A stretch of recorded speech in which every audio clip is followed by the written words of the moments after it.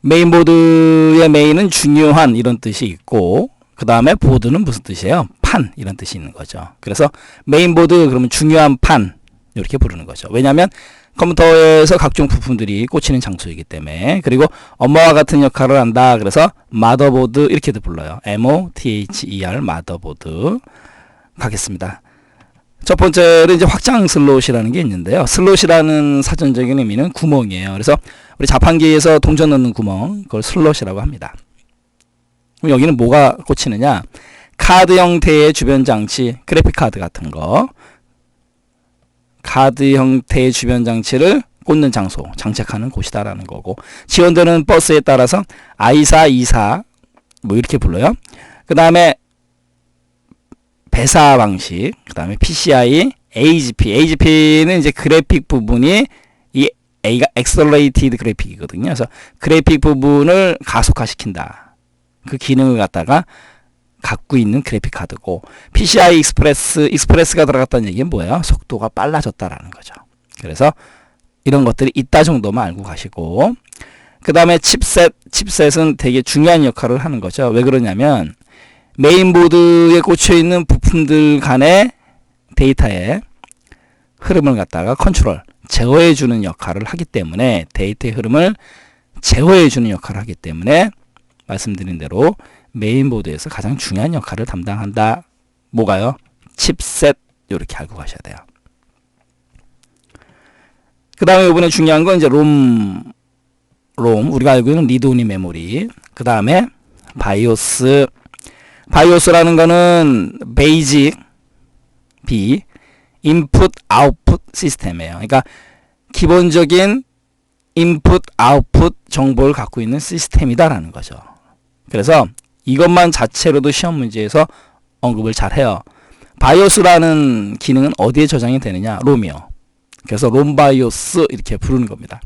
램에 저장되면 안 되는 거죠. 왜냐하면 기본적으로 중요한 입출력 정보를 가지고 있기 때문에 날아가면 안 되잖아요. 그래서 비휘발성 메모리인 롬에다 저장한다. 그래서 롬바이오스 이렇게 같이 묶어서 머릿속에 넣어두셔야 돼요. 가겠습니다. 컴퓨터 전원을 켤 때 컴퓨터 제어와 기본 작업을 처리하는 프로그램 베이직. 여기서 기본 작업이라는 건 이제 부팅할 때 인풋 아웃풋 시스템 개념 아니겠습니까? 그래서 바이오스라고 보시면 되는 거예요. 그래서 컴퓨터 부팅에 대한 방법, 또 컴퓨터 운영에 대한 기본 정보가 들어가 있다라는 거죠. 어디요? 롬에. 뭐가요? 바이오스, 베이직 인풋 아웃풋 시스템이요. 됐죠? 포트의 사전적인 의미는 항구 이런 뜻이 있는 거죠. 컴퓨터에서는 출입구라는 의미로 사용이 돼요. 직렬 포트, 시리얼 포트인데 얘는 한 번에 한 비트씩 전송. 시리얼 포트 한 번에 한 비트씩 전송되는 방식. 그래서 예전에 마우스 또는 모뎀을 연결할 때 직렬 포트를 썼다라는 거죠. 마우스 같은 경우는 이제 USB 포트를 쓰기 때문에 옛날이죠. 그 다음에 이제 병렬 포트, 패러럴 포트인데요. 이 병렬 포트 같은 경우는 한 번에 8비트씩 전송한다라는 거죠. 그래서 직렬 포트는 한 번에 한 비트, 1비트씩, 병렬 포트는 한 번에 8비트씩, 8비트씩 전송한다라는 거고, 프린터 또는 집 드라이브로 연결할 때 사용했다라는 거죠. 프린터, 병렬 포트. 예전에 시험 문제에서 언급을 되게 잘했어요. 근데 요즘은 이제 마우스라든가 프린터 전부 다 USB 포트로 나오기 때문에, 네, USB 포트 나왔네요. USB 포트에서 U는 유니버셜, 그런 무슨 뜻이에요? 일반적인 범용 이런 뜻이고, S는요, 시리얼이 무슨 뜻이에요? 직렬 버스입니다. 범용 직렬 버스, 이것만 알고 있어도 문제를 맞출 수 있어요. 왜요? 시리얼을요 병렬로 번역합니다. 범용 병렬 버스, 그죠? 틀려요. 직렬 버스입니다. 갈까요? 허브라는 거는 집선 장치, 이렇게 뻗어나가는 개념의 역할을 하는 장치인데, 우리 자전거 타이어의 가운데 부분, 거기를 허브라고 그러는 거예요. 그래서 중심, 그래서 허브를 사용하게 되면 최대 127개의 주변 장치 연결이 가능하다. 뭐가요? USB 포트가 됐죠? 그 다음에 말씀드렸잖아요. 범용 직렬 버스 장치 USB. 그래서 시험 문제에서는 범용 병렬 버스다 이렇게 뻥을 쳐요. 아닙니다. 범용 직렬 버스 장치다라는 거 조심하시고, 그 다음에 USB 방식의 마우스, 키보드, 요즘은 대부분이 다 USB 방식의 마우스하고 키보드예요. 그 다음에 PC 카메라, 디지털 카메라, 모니터, 프린터 이런 것들이 전부 다 USB 포트로 나옵니다. 그럼 왜 USB 포트를 사용하느냐? 속도죠. 직렬 포트나 병렬 포트보다 빠른 속도로 데이터를 전송해 준다. 이래서 USB 포트를 사용하는 거고, 그 다음에요, 홑 플러그인, 그 다음에 플러그 앤 플레이 PNP가 지원이 돼요. 그러면 홑 플러그인은 뭐예요? 이미 우리가 알고 있는 내용이죠. 홑, 전기가 들어와 있는 상태에서 플러그인 꽂을 수 있다라는 거. 전기가 들어와 있는 상태에서 꽂아도 쓸 수 있다라는 거고, 굳이 컴퓨터를 안 꺼도 된다라는 의미죠. 플러그 앤 플레이 뭐예요? 꽂으면 바로 플레이가 된다. 사용할 수 있다. 그 개념. 그래서 USB 포트를 사용하는 거고, 그 다음에 요즘은 이 속도 가지고 또 장난을 잘 치는데요. USB 1.0 버전 조심하셔야 돼요. 1.0에서는 4.7 Mbps, USB 1.1에서는 최대 12 Mbps, 그 다음에 2.0에서는 480 Mbps, 여기까지는 이제 메가bps예요. 그러다가 USB 3.0, 그러니까 2.0에서 3.0 앞에 2가 3으로 올라가면서 단위가 달라졌어요. 5GBps. 5GBps예요. 메가가 아니고. 그 다음에 또 조심하실 게 3.0에서 뒤에 0.1만 갔을 뿐인데도 불구하고 최대 10GBps로 빨라졌어요. 그래서 시험 문제에서 맞다 틀리다 나오면 조심하시고요. 그 다음 요번에 USB 2.0 포트의 색깔은 이제 검정색 또는 흰색이었는데 3.0에서는요 파란색으로 바뀝니다. 이거 조심하시고요. USB 3.0에서는 파란색으로 바뀌었다. 구분을 해야 되니까. 그 다음에 이제 IE3-1394 포트, 뭐 IE22-1394, IE3-1394 편한 데를 읽으세요. 얘 같은 경우는 이제 미국 전기전자, 그 EE가 그걸 뜻하는 거죠. 전기전자를. 전기전자 학회가 표준화한 맥킨토시형 직렬 시리얼 인터페이스다라는 거고, 주로 어디에 사용이 되냐면요, 비디오 카메라 같은 거. 그래서 컴퓨터 주변 장치 및 비디오 카메라, 그 다음에 오디션 제품, 그 다음에 텔레비전, VCR 등의 가전기기를 갖다가 PC하고 연결할 때 사용하는 거다라는 거고, 그래서 파이어와이어 또는 아이링크 이렇게도 불러요. 뭐를요? IE3-1394를 파이어와이어 또는 아이링크 이렇게도 부른다. 맞다 틀리다 말장난 조심하시고요. 마지막으로 이제 PS2 포트는 6핀으로 구성되어 있는 마우스, 키보드 이거예요. 말씀드렸잖아요. 이제 USB 포트를 사용한다라는 거죠. 이 제품 아마 나오지도 않을 거예요. PS2 포트는요. 네, 이렇게 해서 포트까지 살펴봤습니다. 채널이라는 거는 이제 경로, 우리가 이제 TV, 라디오 채널 뭐 이렇게 부르지 않습니까? 그렇기 때문에 경로 이런 개념으로 사용이 돼요.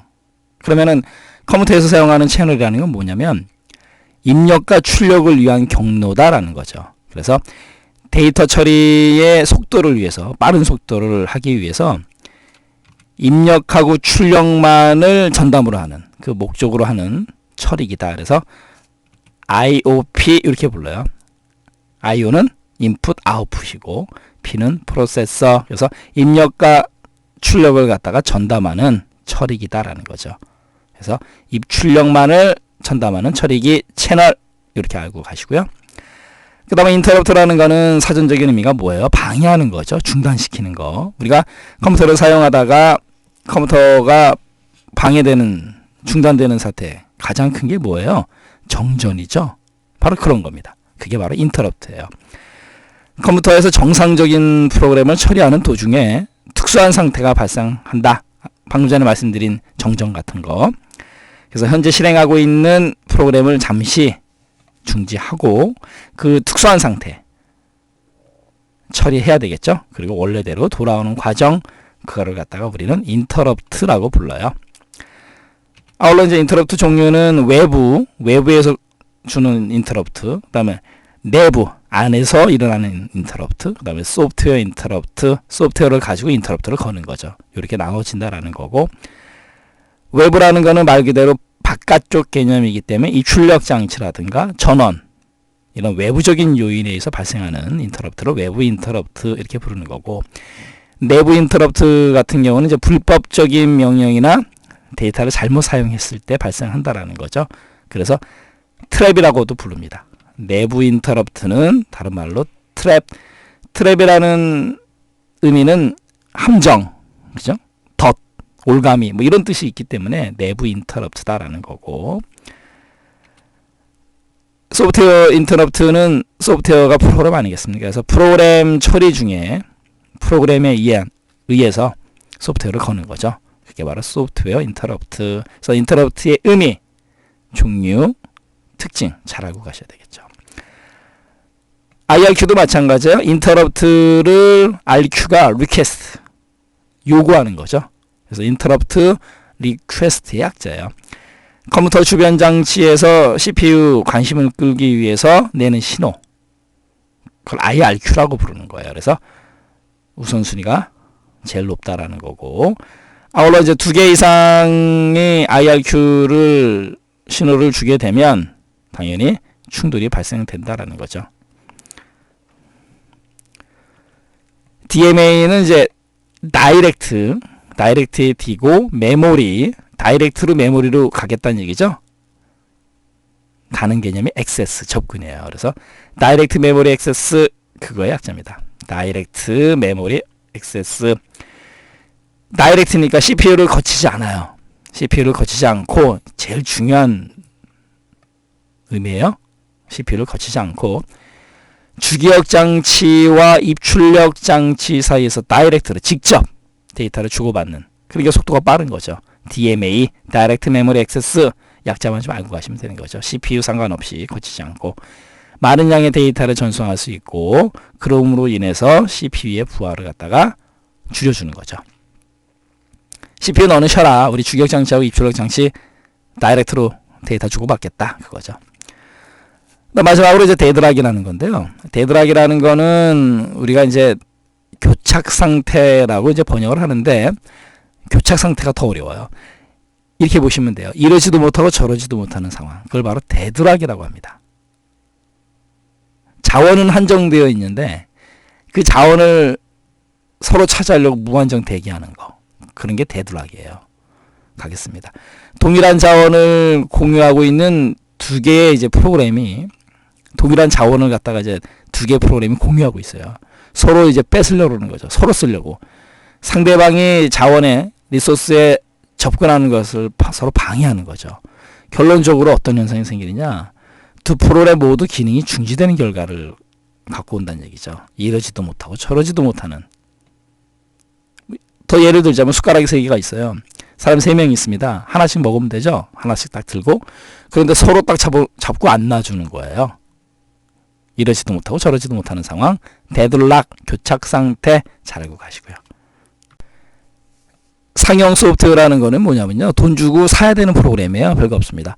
돈을 받고 판매하는 소프트웨어로 허가 없이 사용하면 불법이다라는 거죠. 돈을 내고 사라, 상용 소프트웨어. 그 다음에 이제 공개 소프트웨어는요, 프리웨어인데 그냥 편하게 얘기하면 공짜예요, 공짜. 그래서 개발자가 무료로 자유로운 사용을 허용한 소프트웨어다. 공개 소프트웨어, 공짜 소프트웨어. 그래서 상용 소프트웨어는 돈을 내야 되는 거고, 공개 소프트웨어는 돈을 안 내는 공짜다. 이렇게 알고 가시면 되는 거고. 그 다음에 쉐어웨어, SHARE, 쉐어라는 거는 나누다라는 의미가 있지 않습니까? 그래서 일정 기간, 일정 시간, 일정한 기능을 무료로 사용할 수 있는 소프트웨어다라는 거죠. 그래서 일정 기간이 지나서 구매를 하게 되면, 지불을 하게 되면 기간이나 기능에 제한 없이 사용할 수 있다라는 거죠. 그게 바로 쉐어웨어입니다. 매우 중요하고요. 그 다음에 알파 버전은 뭐냐면, 어떤 프로그램을 만들었어요. 그래 놓고 여기 보면 이제 베타 테스트, 알파, 베타 이렇게 나가는 거 아니겠습니까? 뭐 A, B 이렇게 순서처럼 알파, 베타. 베타 테스트라는 게 있는데 이제 잠시 후에 배워요. 알파 버전이라는 건 베타 전이 알파니까 알파 베타 그 순서. 베타 테스트가 뭔지 모르지만 그걸 하기 전에 하는 게 알파예요. 알파 베타 그 순서적인 의미로. 베타 테스트를 하기 전에 중요한 건 뭐냐면, 야 우리끼리 한번 해보자. 바깥에 줬다가 괜히 창피당하니까 제작 회사 내에서 우리끼리 테스트 해보자. 그 목적이 바로 알파 버전이에요. 이해하셨죠?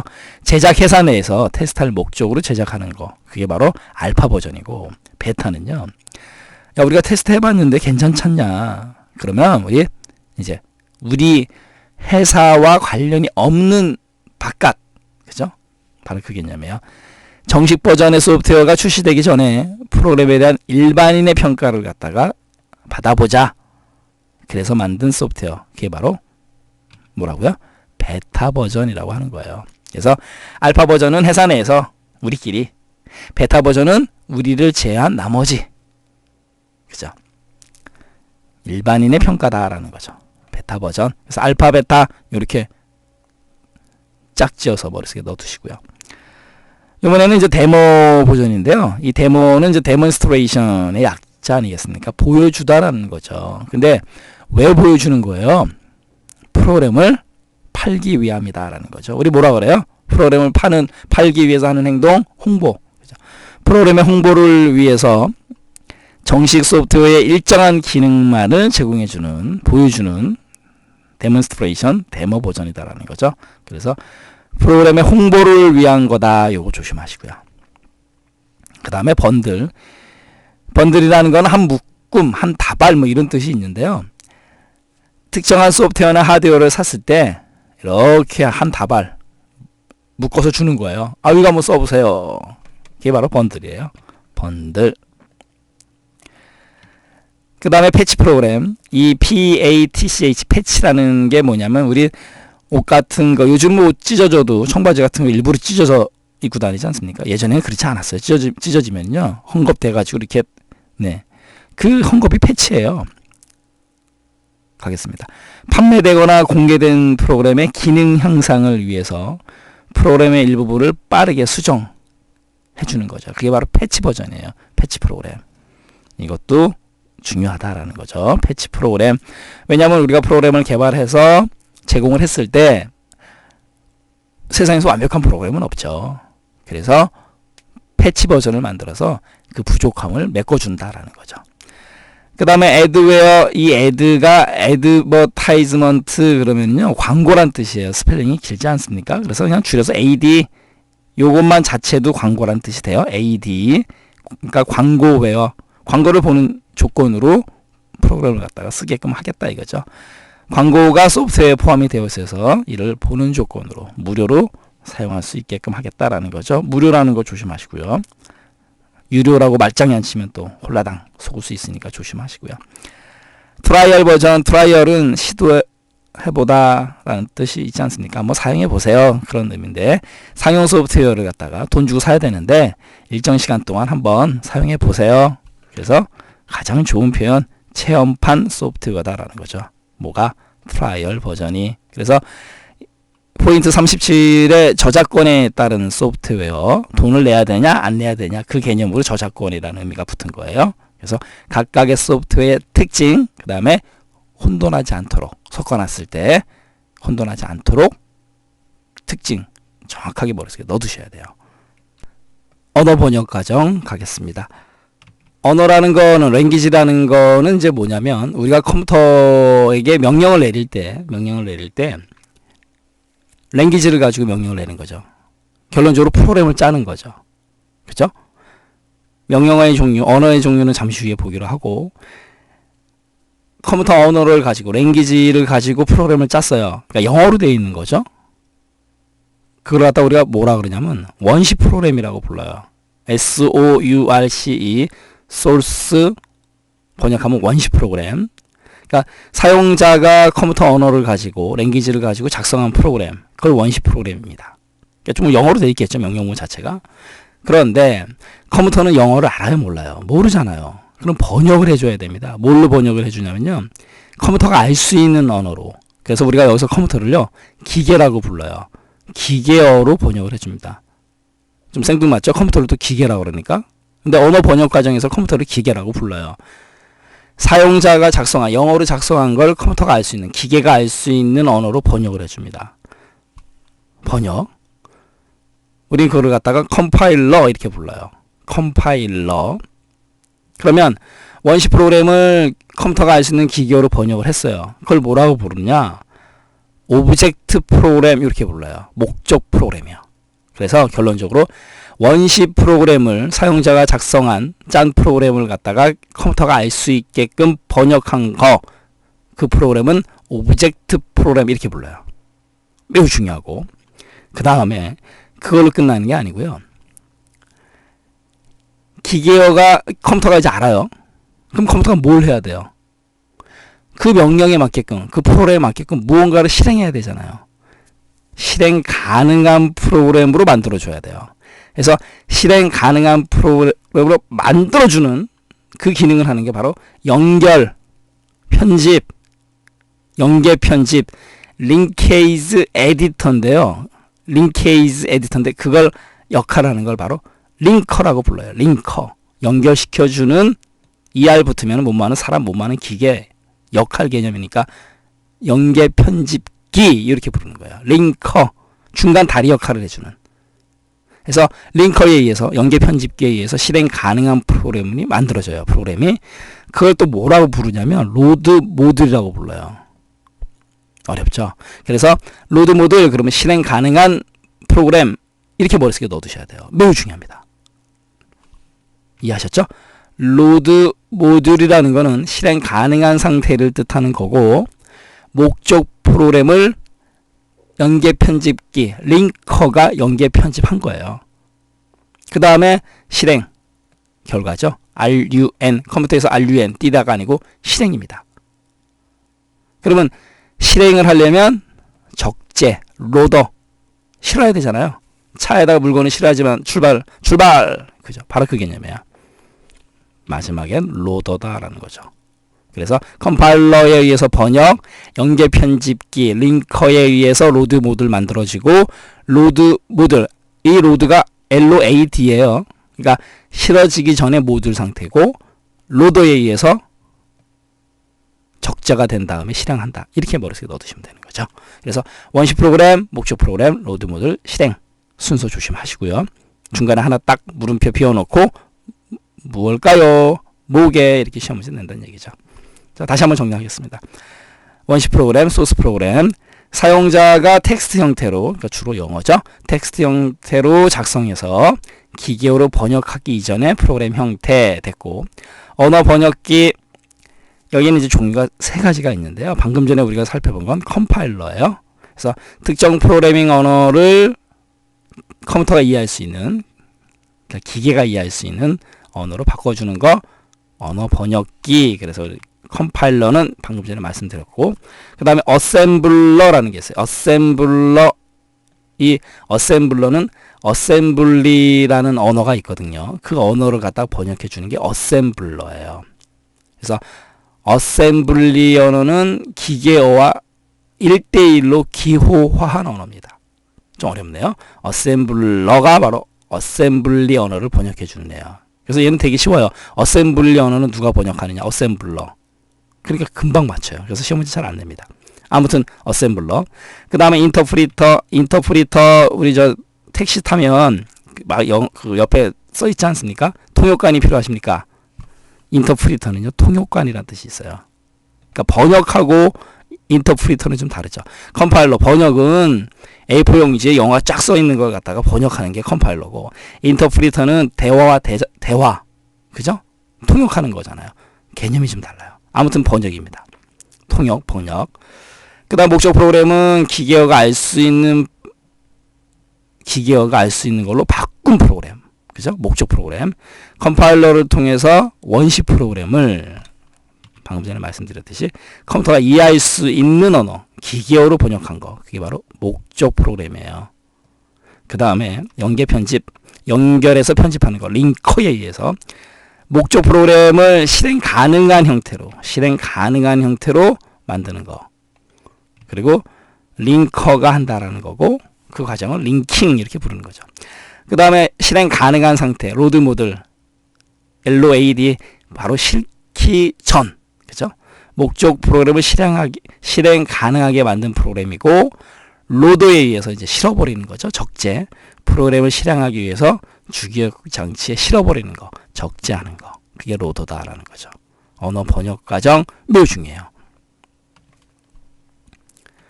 이번엔 버그와 디버깅인데요. 버그라는 게 이제 벌레란 뜻이 있어요. 사전상의 의미가. 그런데 컴퓨터에서 버그는요, 보이지 않는 오류, 에러, 그걸 버그라고 불러요.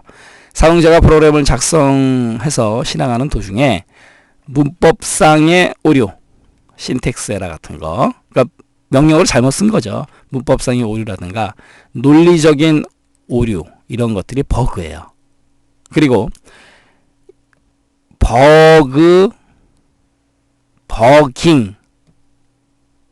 그런데 앞에 D가 붙어요.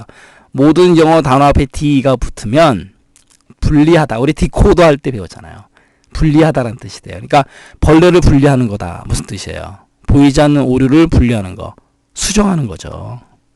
이해하셨죠? 에러가 발생된 부분을 찾아서 옳게 수정하는 과정. 그래서 그냥 수정하는 과정, 디버깅, 이렇게 머릿속에 넣어두시면 되는 거예요. 언어 번역기 나왔네요. 자, 어셈블러 가겠습니다. 아까 어셈블러는 어셈블리 언어 기억나시죠? 어셈블리 랭귀지. 그래서 어셈블리 언어죠. 어셈블리어로 작성한 프로그램을 컴퓨터가 직접 이해할 수 있는 기계어로 바꾸는 게 어셈블러고, 컴파일러는 했잖아요. 전체 프로그램을 한 번에 처리한다. 아까 A4 용지에 영어 쫙 써 있는 것 갖다가 번역, 한 번에 처리해서 목적 프로그램을 생성한다. 이거 여기다가 제가 강조 표시해 드리겠습니다. 컴파일러는요, 목적 프로그램을 만들어요. 왜요? 아까 번역이라고 말씀드렸잖아요. A4 용지에 영어로 쫙 써 있어요. 그러면 다시 다른 A4 용지에 번역해서 한글로 쫙 만들어야 되잖아요. 그게 바로 목적 프로그램이다. 이렇게 알고 가시면 되는 거죠. 기억 장소를 차지하지만 실행 속도는 빠릅니다. 번역을 했으니까 한글로 A4 용지 한 장 찍어야 되잖아요. 그러니까 A4 용지가 한 장 들어갔지만 실행 속도 빠르다. 이렇게 또 머릿속에 넣어두시고요. 그 다음에 컴파일러를 사용하는 언어, 알골이라는 게 있고요. 그 다음에 파스칼, 이런 게 있다 정도만 알고 가시면 되는 거예요.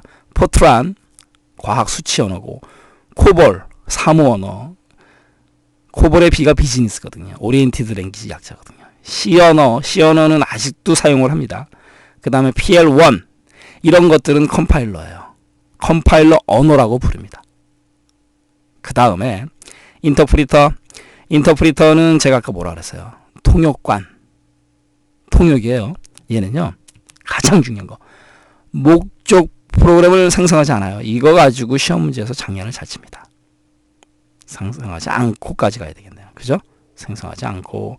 컴파일러는 목적 프로그램을 생성하고, 인터프리터는 목적 프로그램을 생성하지 않고. 이거 조심하시고요.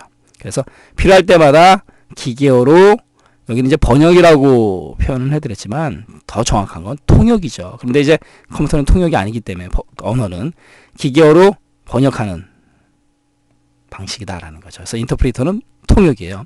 그래서 인터프리터를 사용하는 언어 베이직이라고 읽으셔야 돼요. 베이직, 리습, APL. 그러면 컴파일러 언어를 외우지 마시고요. 인터프리터 언어 요 세 개만 외우시고 나머지가 다 컴파일러 언어, 이렇게 머릿속에 넣어두세요. 베이직 또는 베이직, 그 다음에 리습, APL 됐고요. 마지막으로 이제 컴파일러와 인터프리터의 차이점, 이걸 가지고 또 요즘 근래 시험 문제 내기 시작했어요. 차이점 구분 잘 하시고요. 가겠습니다. 컴파일러라는 거는 번역이라고 제가 말씀드렸잖아요. 프로그램 전체를 한 번에 번역합니다. 전체를, 그러니까 A4 용지에 있는 걸 한글로 전체 번역한다, 이렇게 머릿속에 넣어두시면 되는 거고. 그 인터프리터는 무슨 뜻이에요? 통역관. 그래서 통역관이라는 건 뭐예요? 이쪽에서 한마디 하면 그거 바로 바꿔주고, 그죠?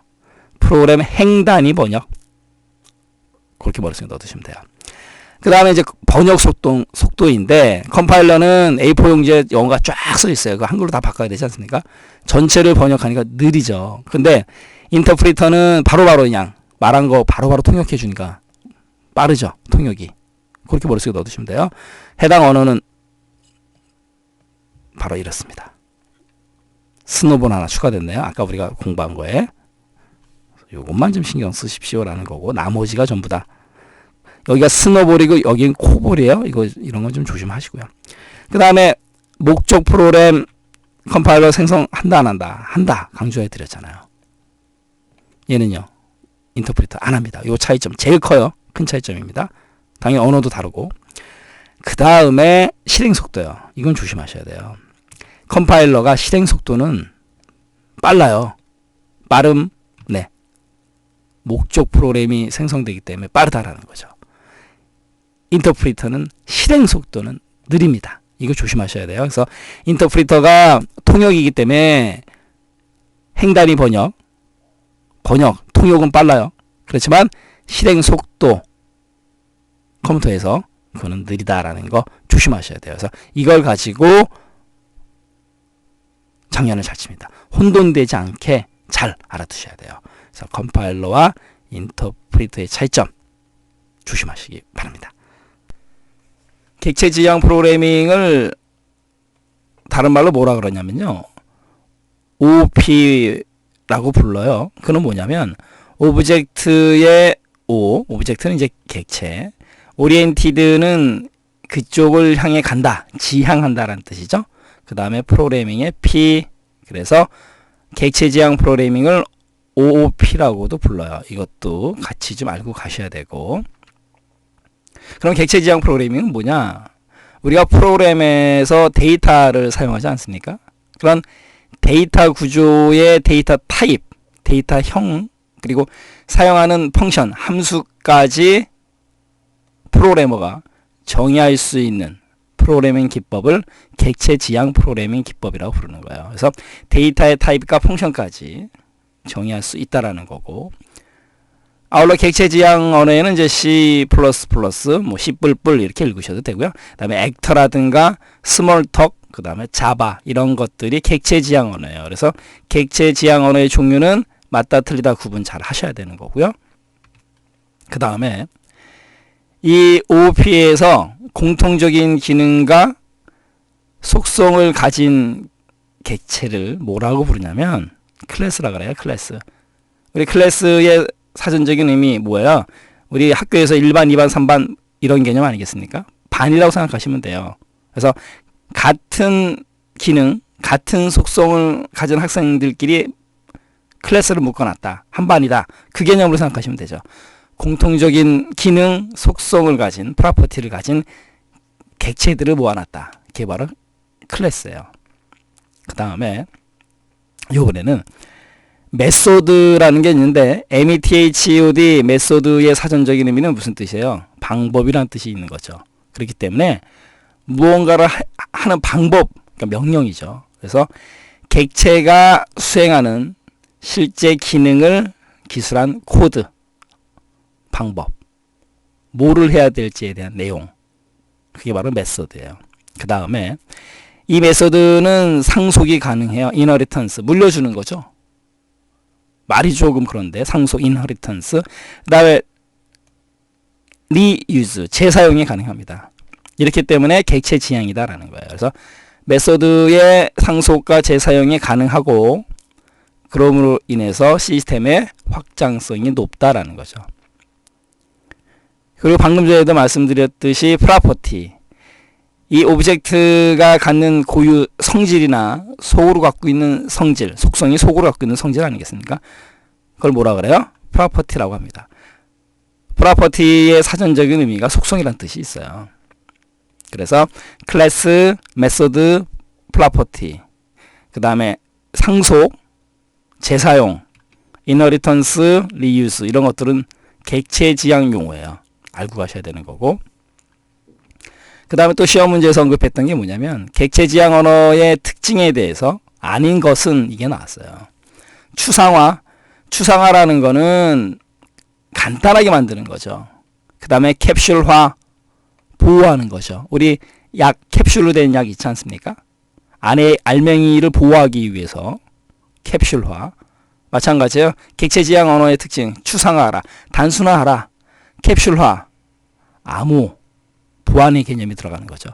계층, 모듈이라는 건 한 집단 개념 아니겠습니까? 다형성, 여러 가지 형태, 그 다음에 정보를 은폐할 수 있어야 되는 거고, 방금 전에 말씀드렸듯이 상속성, 이너리턴스, 그 다음에 리유즈, 재사용이 가능하다라는 거죠. 이게 바로 객체지향 언어의 특징이에요.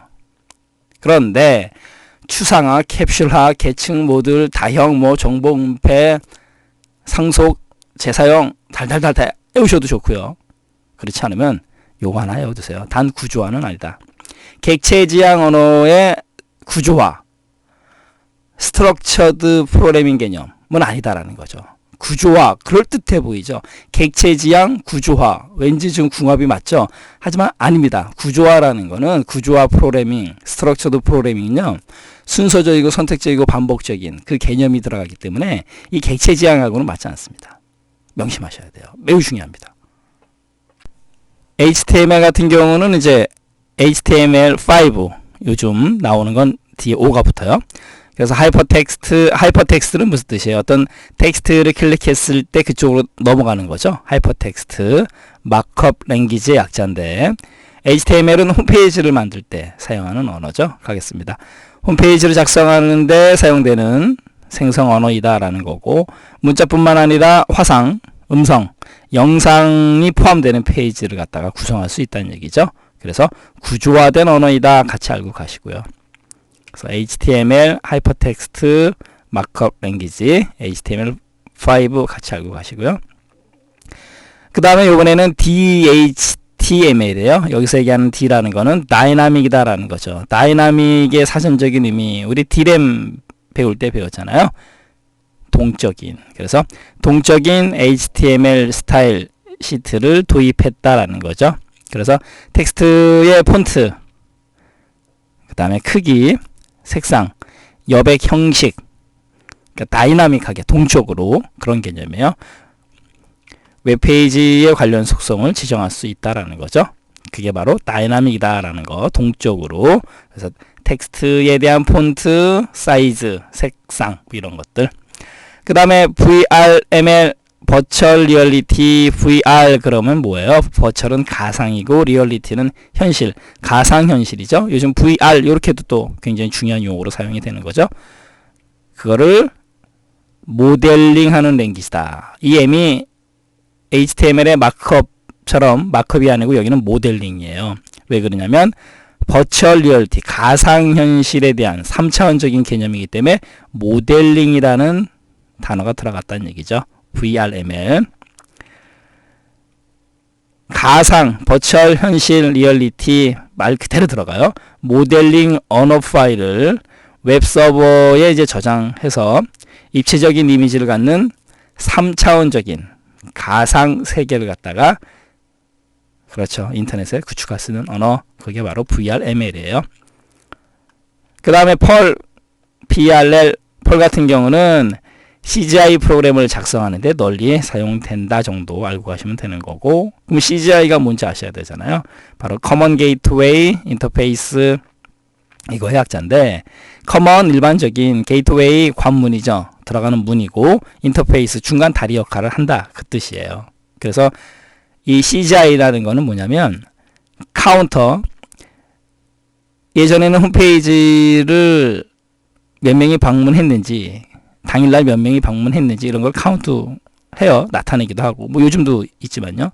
카운터라든가 방명록, 그 다음에 게시판과 같이 방문자 상호 간에 서로 인터페이스, 그 정보를 주고받는 기능을 추가하고자 할 때 사용하는 게 바로 CGI, Common Gateway Interface다라는 거죠. 매우 중요해요. 시험 문제에서도 잘 요구하고, 그래서 웹서버에 있는 사용자의 요구를 응용 프로그램에 전달하겠다라는 거죠. 그게 바로 카운터, 방명록, 게시판 뭐 이런 것들이죠. 그 결과를 갖다가 다시 리턴해주기 위한 표준적인 방법, CGI 개념 좀 조심하시고요. 그 다음에 SGML, S는 이제 스탠다드 generalized 그럼 일반적인 뭐 그런 뜻인데 마크업 랭귀지예요. 얘도요. 그래서 국제 표준화 기구 ISO 인터내셔널 스탠다드 오가니제이션이죠. 국제 표준화 기구에서 국제 표준으로 채택한 문서 생성 언어다라는 거죠. 그래서 스탠다드 표준으로 바로 그 뜻이에요. SGML의 S. 인터넷 월드와이드 웹, 그러니까 WWW, 월드와이드 웹, 그냥 우리가 웹이라고 부르죠. 홈페이지에서 사용되는 하이퍼텍스트, 아까 HTML 할 때 배웠었죠. 하이퍼텍스트 생성 언어의 바탕이 되었다라는 거, 뭐가 SGML, 이것도 좀 같이 알고 가시고요. 자바 같은 경우는 시험 문제에서 잘 다루기 때문에 신경 쓰셔야 되고요. 가겠습니다. 이 자바 언어는 운영체제와는 무관하다라는 거죠. OS하고 무관, 독립적이기 때문에 응용 프로그램의 개발 도구로 각광받는다라는 거죠. 결론적으로 운영체제하고의 개념이 별개이기 때문에 자바 소스 코드를 고치거나 재컴파일할 필요가 없다라는 거죠. 그렇기 때문에 기종이라든가 운영체제하고는 상관이 없다. 신경 쓰셔야 되고, 그 다음에 이 텍스트 그대로 시험 문제에서 언급을 해요. 가겠습니다. 방금 전에도 말씀드렸듯이 기종이나 OS에 상관이 없거든요. 그래서 특정한 컴퓨터 구조와 무관한, 방금 전에 말씀드렸듯이 컴퓨터의 아키텍처, 구조하고 무관한 바로 이 부분이죠. 가상 바이트 머신 코드를 사용한다라는 거죠. 가상 바이트 머신 코드를 사용하기 때문에 특정 컴퓨터 구조와 상관이 없는 거예요. 그리고 아울러 플랫폼이 독립적이고, 그래서 아까 OS 기종하고는 전혀 상관이 없다라는 거죠. 그러니까 독립적이다라는 거죠. 플랫폼이. 그리고 바이트 머신 코드를 생성한다. 그래서 이 텍스트 그대로 시험 문제 내고 자바 또는 자바의 특징, 옳지 않은 것은 옳은 것은, 이렇게 시험 문제 낸다는 얘기죠. 특정 컴퓨터 아키텍처 구조와 무관하다. 그러므로 인해서 플랫폼 독립적이고 가상 바이트 머신 코드를 사용한다. 바이트 머신 코드를 생성한다. 조심하시고요. 그 다음에 자바스크립트, 스크립트라는 거는 이렇게 쓰다, 그런 의미가 있는데, 스크립트니까 당연히 스크립트 언어죠. 웹브라우저에서 실행하는 스크립트 언어를 기술해 준다라는 거고, 이 스크립트라는 거는 HTML, 하이퍼텍스트 마크업 랭귀지 안에 직접 기술한다. 그래서 스크립트라는 표현을 쓰는 거예요. 웹브라우저에서 실행이 된다라는 거고, 그 다음에 XML, 이 XML이 우리가 컴퓨터에서 X는 대부분 익스텐셔블, 확장하는 이런 개념이에요. 마찬가지로 마크업 랭귀지고 XML. 기존 HTML의 단점을 보완했다. XML. 보완했다라는 거는 확장했다라는 개념. 그래서 익스텐셔블에 X가 들어갔다라는 거죠. 문서의 구조적인 특성 등을 고려해서 문서들을 갖다가 상호 교환할 수 있도록 설계된 프로그래밍 언어다라는 거고, 인터넷뿐만 아니고 전자출판, 의학, 경영, 법률, 그다음에 이제 판매 자동화라든가 디지털 도서관, 전자상거래, EC, 일렉트로닉 커머스, 전자상거래 등에서 이용된다라는 거. XML. 아울러 유저가 새로운 태그를 정의할 수도 있어요. 이것도 맞다 틀리다로 나올 수 있으니까 조심하시고요. 익스텐셔블 마크업 랭귀지 XML. 그 다음에 이제 ASP는 약자를 좀 신경 쓰셔야 돼요. A가 액티브, 그 다음에 서버 페이지인데요. 액티브 서버, 요거 좀 신경 쓰세요. 무슨 뜻이에요? 서버에서 액티브 된다, 활성화 된다라는 거죠. 됐죠? 서버에서 액티브 된다라는 거, ASP. 그럼 이 ASP는 뭐냐면 윈도우즈 환경에서 작동합니다. 신경 쓰셔야 돼요. ASP는 윈도우즈 환경이에요. 윈도우즈 환경에서 동적인 웹페이지를 제작할 수 있는 스크립트 언어이다라는 거고, 그 다음에 HTML 문서의 명령어를 삽입해서 사용하는데 조심하셔야 될 거는 자바스크립트와는 달리 바로 이 부분이요. 서버 측에서 실행된다. 서버 측에서 실행된다를 영어로 액티브 서버라고 부르는 거예요. 방금 전에 말씀드렸듯이요. 그래서 ASP는 윈도우즈 환경, 서버 측에서 실행. 요 두 개만 머릿속에 넣어주세요. 다시요. ASP는 뭐라고요? 무슨 환경? 윈도우즈 환경. 어디에서 실행된다? 액티브 서버. 그거만 알아두시면 돼요. 그 다음 PHP. PHP 같은 경우는 얘는요.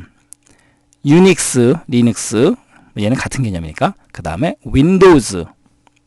안 되는 데가 없습니다. 유닉스, 리눅스, 윈도우즈 다 작동해요. PHP는요. 그래서 많이 사용이 되는 거죠. 웹서버에서 작동하는 스크립트 언어로 유닉스, 리눅스, 윈도우즈 환경에서 작동한다라는 거 조심하시고, 얘도 마찬가지로 웹서버. 그 다음에 C 언어라든가 자바, 펄 등의 언어와 문법이 유사하다라는 거.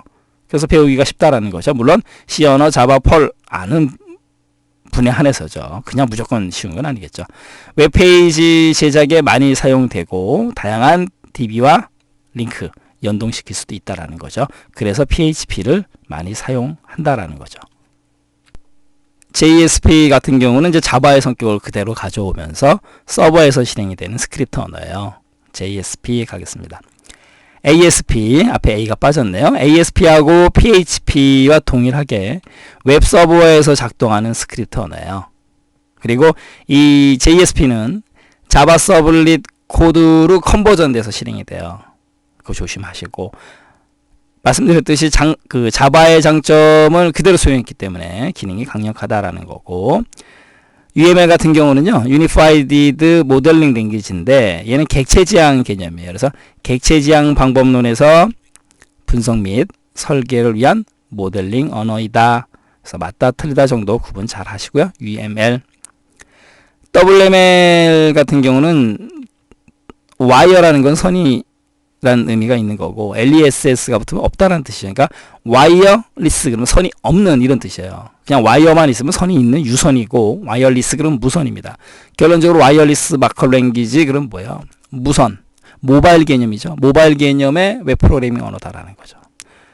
무선 접속을 통해서 휴대폰이나 PDA 등의 웹페이지의 텍스트와 이미지 부분이 표시될 수 있도록 해주는 바로 모바일 웹 프로그래밍 언어, 그게 바로 WML이에요. 네, 마지막으로 HTML5. 아까 하이퍼텍스트 마크업 랭귀지 할 때 뒤에 이제 5가 붙습니다 라고 말씀드렸었죠. 얘는 뭐 하는 거냐면 액티브엑스라든가 플러그인 이런 프로그램 설치할 필요가 없어요.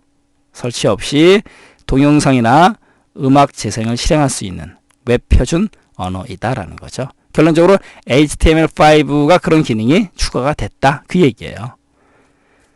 네, 이렇게 해서 웹 프로그래밍 언어 정리해 드렸고요. 각각의 언어의 특징 시험 문제에서 잘 다루니까 조심하셔야 되겠죠.